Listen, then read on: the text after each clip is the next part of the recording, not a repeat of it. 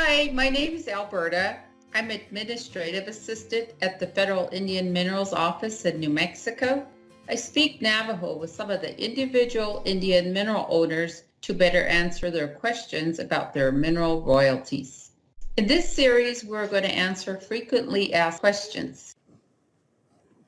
When oil and gas prices fluctuate, we know owners are concerned about what happens to their royalties. In this video, we will cover price volatility, market changes, and how those factors affect your royalties. What is going on with the prices?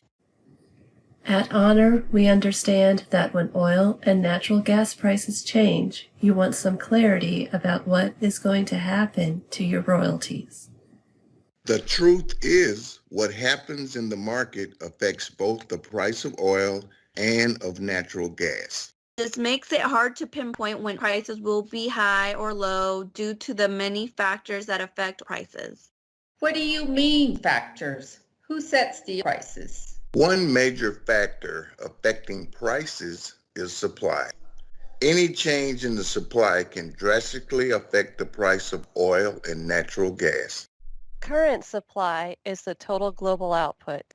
This is the total production of oil all over the world. Future supply is the oil that is already in storage or still in the ground identified, but not yet produced.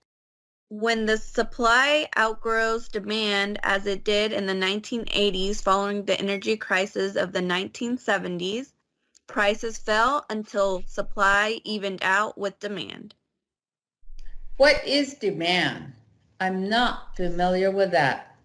Demand is another major factor affecting prices. Demand reflects people's preferences for a product. It says at different prices, people will demand different quantities of that product. Oil demand tends to rise in the summer during vacation driving season and in winter when homes need to be heated. If natural gas prices are too high, then people turn thermostats down to save money, causing natural gas demand to fall. Likewise, if consumers choose to not take vacations, demand for oil may fall. However, in either scenario, the quantity demanded can fall if the price goes too high. People often cut back on oil use to save money. That makes sense. I do that all the time. Lastly, since both oil and natural gas are global commodities, any regional or global crisis or disaster that impacts supply or demand can cause fluctuations in prices.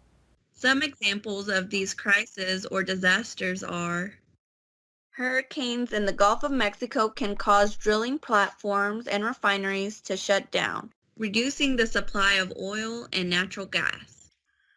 The COVID-19 pandemic is an example of a disaster where demand shifted down across the globe. Unrest in the Middle East during the Arab Spring in the early 2010s caused rampant fluctuations in price. I think I remember that happening. That makes sense to me. Prices rose because suppliers couldn't convince buyers that they could properly deliver their oil, and prices fell when buyers were no longer worried about the supply.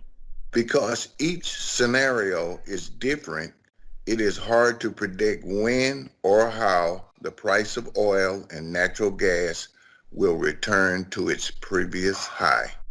The market must wait until there is a balance between supply and demand that creates more stable prices.